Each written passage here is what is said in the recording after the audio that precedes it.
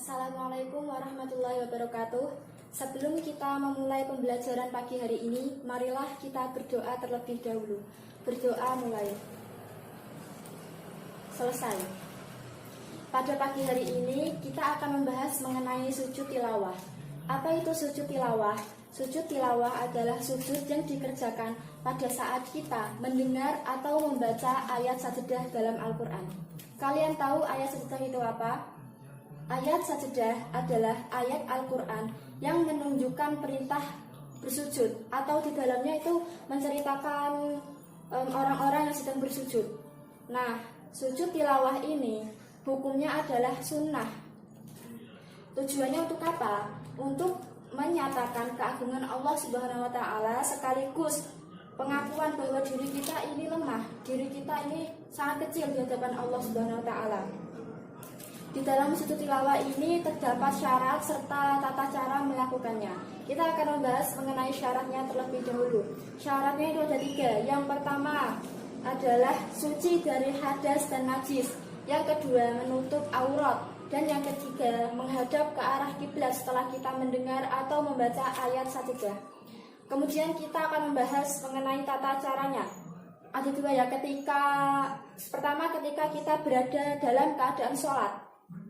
Untuk caranya, begitu mendengar atau membaca ayat sajadah dalam sholat, maka terapkan niat dalam hati untuk melakukan sujud. Lalu sujud dan membaca doa sujud. Kemudian kembali tegak atau kembali berdiri untuk melanjutkan sholat yang sedang kita kerjakan tadi. Namun apabila kita berada dalam keadaan sholat berjamaah, itu beda lagi. Tergantung dari sang imam. Apabila posisi kita sebagai makmum, maka melihat imamnya. Kalau imamnya melakukan sujud tilawah, kita sebagai makmum wajib melakukan sujud tilawah juga. Namun apabila sang imam tersebut tidak melakukan sujud tilawah, kita tidak perlu melakukannya.